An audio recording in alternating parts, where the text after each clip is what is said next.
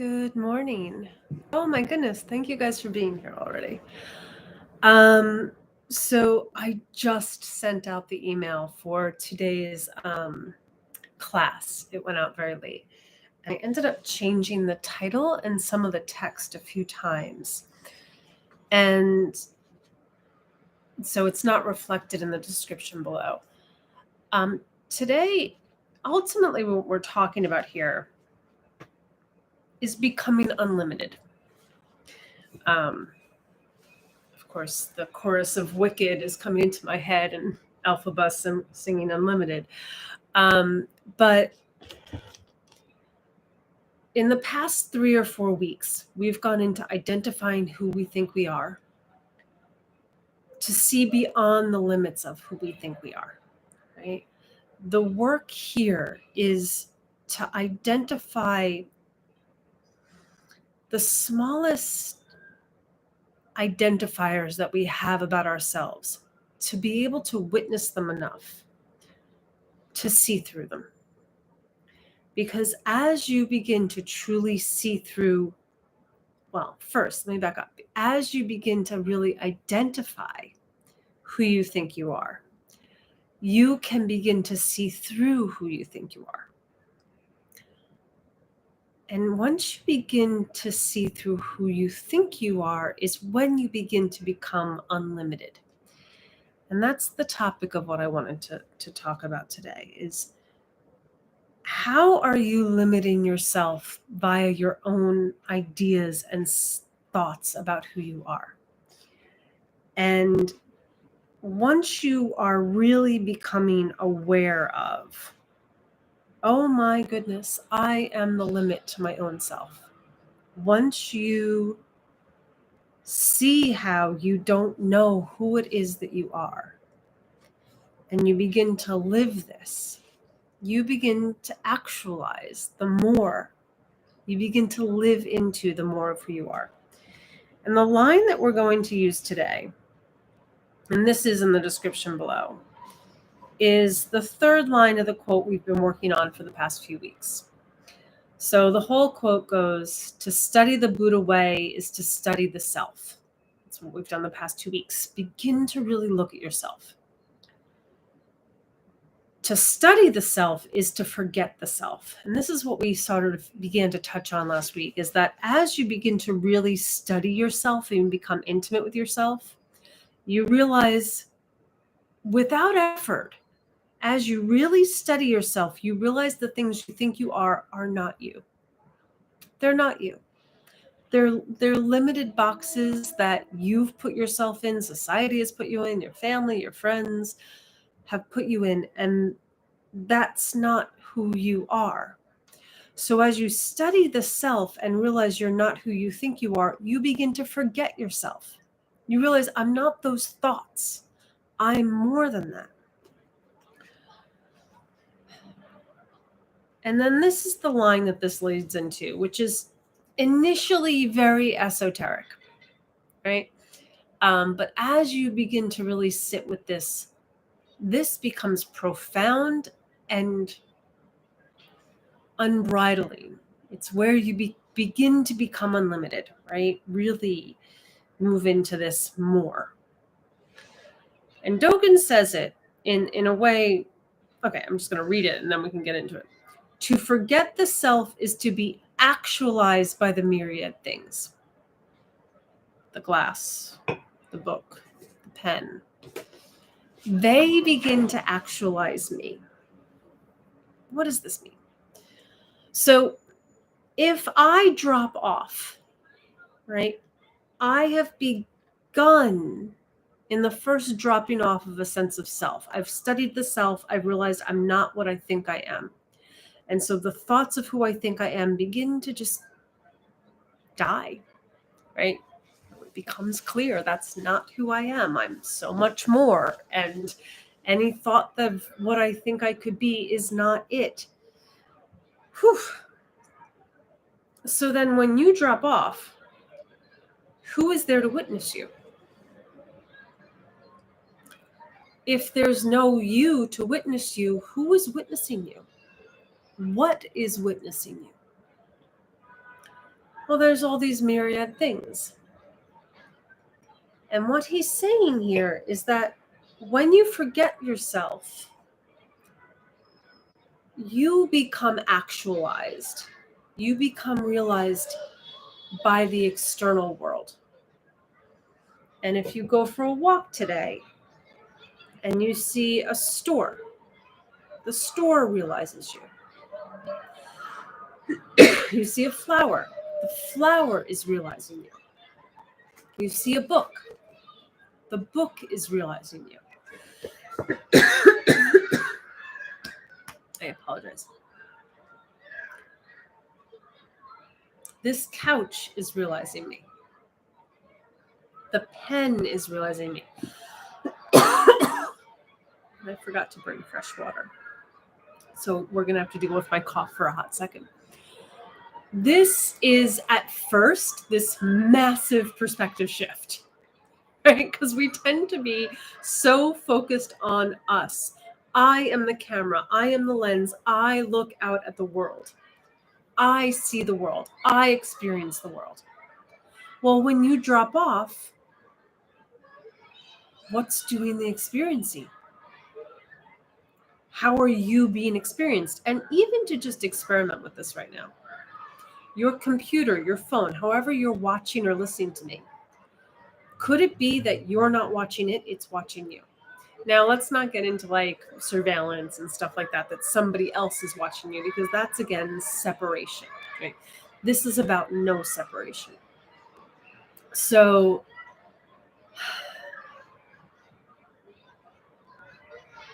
what's it like? I think a flower or a plant is such a great example, right?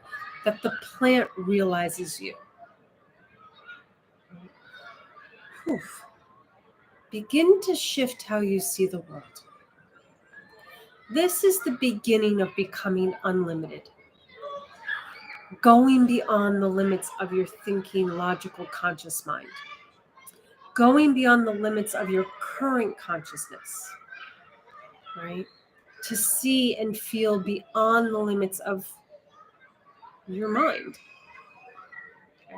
Remember, the mind mostly for us is a language-based thought-producing machine.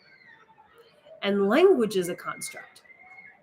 Right? Language, as we've talked about many times, is not reality.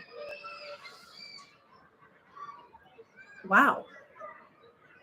All of this work is just to begin to break you free out of the little shell of thinking that we've all been trapped in. That's all we're doing here. We're getting bigger. We're becoming unlimited by just observing how we're seeing the world and questioning it. And when you question it, you get bigger. You are progressively becoming more and more unlimited. Remember, one of my teachers and mentors and favorite humans, Julia McAvoy, she once gave a talk at our Zendo, and she talked about how as you fall off, as your ideas about reality fall off, you seem to have an epiphany. You wake up. This is the waking up of the Buddha way, the enlightening. She's like, but it just keeps on happening. You just keep getting bigger and bigger. And her arms just kept, opening and widening. And it's this big sense of how you are unlimited. You are so much more than you think you are. Now, the tougher news here is that as you begin to question who you think you are, there is the death of the self, the small self, the limited identity that you've constructed and lived into. And that's what's often referred to in these practices as the dark night of the soul. It's a dark night. There's a dawn that's bigger, right? It's not a hole that you fall into and are trapped. It's just a night where you go into the darkness of, I'm not who I think I was, darkness, not knowing. You go into the more, and there's a death there. But like the phoenix, there must be a death of the self. You must die to this small self, or this small self must die in order for you to rise like the phoenix into the bigger, the more. And part of how you do this is one of these shifts in perspectives. The myriad things realize you. The myriad things actualize you. Whew. Now, here's the thing. And if you, a long time ago, way in the beginning, we looked at the first chapter of the Tao. Where's my Tao? Did I move my Tao? Who moved my cheese? No, it's right here. The first chapter of the Tao Te Ching, which it's got everything in it. Everything is in this chapter, right? The Tao that can be told, the universe, the flying spaghetti monster, the God, the Kirsten, the you that can be told, can be named, is not the eternal Tao, is not the eternal Kirsten, the eternal flying spaghetti monster, the eternal God. The act of naming it limits it. We're about becoming unlimited, eternal. Who is the eternal you? The name that can be named is not the eternal name, right? The unnameable is the eternal and the real. Naming is the origin of particular separated things. Me naming it glass separates me from it. It creates a me and a glass. But ultimately, there is no separation between the glass and me. And what's cool is that we know this from physics now, right? Like this is confirmed by physics. Naming is the origin of particular things. Free from names. So, and then naming is the origin of particular things. Hence, naming is the origin of desire. If this is separate from me, I feel a lack of it and then I want it. When you realize that there's no separation, there's nothing lacking. Desire falls away. So free from names, you become free from desire. Because you become free from the notion of separation. And free from desire, you realize the mystery. That's this more, that's the unlimited, that's the vast, boundless, unknown void that is whatever this universe upon universes is. This stuff gets really cool. And as you sit with this, as you begin to really examine this, you actually do get a body sense of I am the more. And I can't explain this to you because it's something that you cannot understand with the mind. It's definitely a body sense, right? Free from desire, you realize the mystery. Caught in desire, caught in names, caught in separation, I see only the manifestations. Yet mystery, the unknown, the whole, the one, manifestations, Kirsten, book, cup, the one, the separate, are from the same source. They're the same thing. That source is darkness, the not knowing, the more. Think about right now, it's bright out, it's day. I can see everything. Everything is known. I know what the cup and the book are. I know what the computer and the Kirsten are because I can see them. But also, if I was to look out, and today's a beautiful day, there's a bright blue sky behind me. It's gorgeous. I don't know if you can see it. You can actually see it up there. There's a bright blue sky up there in that direction. There's a limit. I can't see beyond that blue wall. There could be clouds in front of it. The only way I could actually see beyond that blue wall is if I get a notion of the moon or the sun. Those are beyond it. It's not until the pitch black of night, when we all go into the darkness, that we can see beyond what we think we know. When we can see beyond that blue wall into the gazillion stars that are out there that go on forever and ever. That's the more. It's in the darkness that we become unlimited, in the not knowing, in the mystery that we live into the more, the unlimited. So this goes to where he says, to forget the self, you begin to see, oh, I become actualized by the myriad things. But that's not where it ends. Just like to study the self, to study the Buddha way, to study impermanence, is to forget the self. Oh, I lied. Sorry. To study the Buddha way, to study the impermanence of this moment, is to study the self, to study the impermanence of me. To study me means the more close I get to myself, the more I have to forget myself. Because if you really look closely enough at yourself, you will fall away. You will see that you're all a construct. Don't believe me. Study yourself. Get intimate. And when you forget yourself, then you see that, oh, there's no me and there's all this stuff. You become actualized by the outside myriad things. But again, that's not the end, just like the other two steps weren't the end. And that goes into the next line. When actualized by the myriad things, right, the particulars that the Tao was talking about, your body and mind, as well as the bodies and minds of others, which includes all the things of others, all drop away. All the separation drops away. When you realize it's not my perspective seeing it, it's not its perspective seeing me, it all drops away. Which leads to that last line, no trace of realization remains. Listen to that.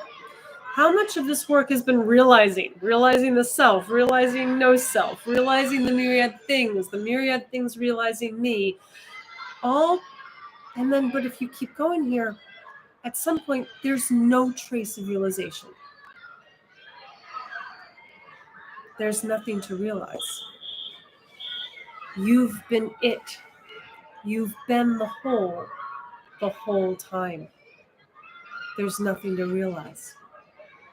Yet you go through all this work to realize that there's nothing to realize. It's the typical hero's journey, right? Which has been an archetype throughout humanity and our narratives and our myths and our stories throughout humanity.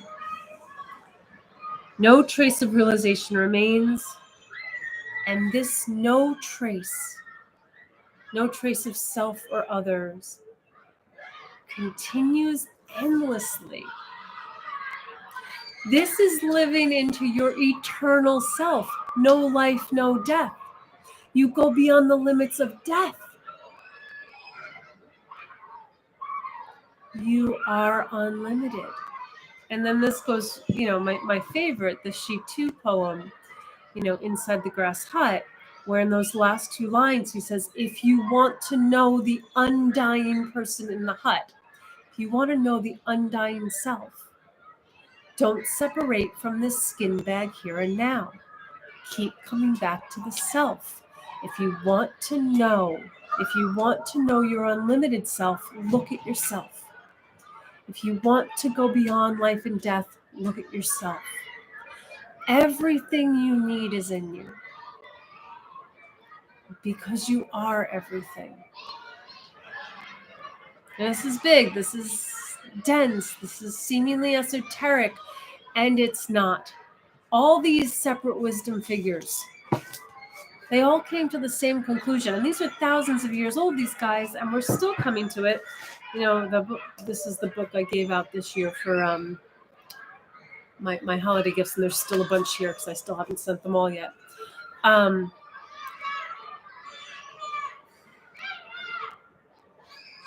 The modern wisdom figures, we had Lao Tzu and Dogen.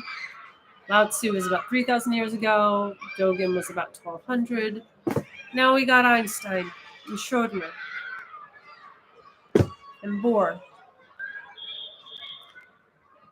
They all come to the same conclusion.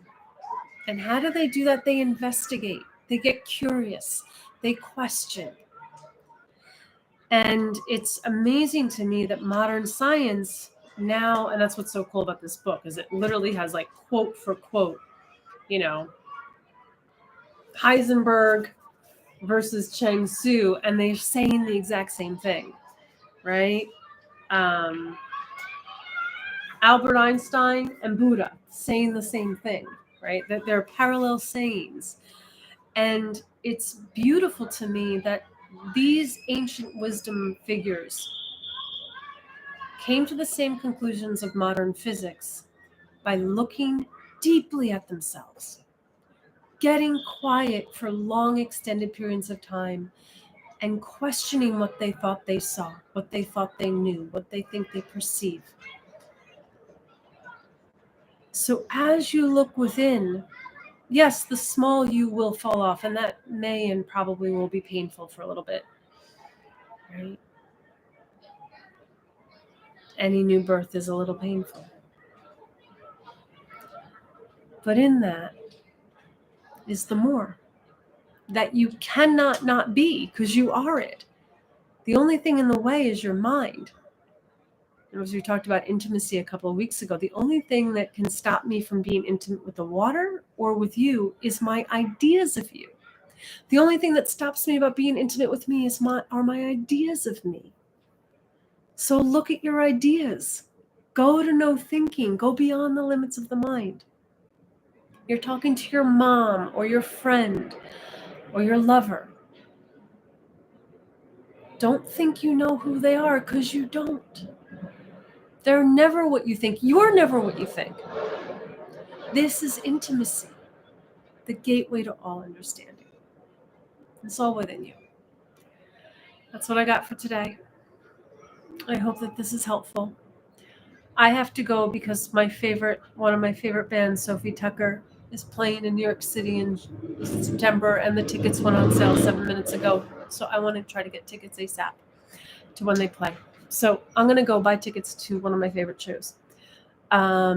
If you have questions or comments, please leave them. I still have to respond to there's 2 comments that I haven't responded to. Oh, and then we get a visitor. You're going to say hi to everybody?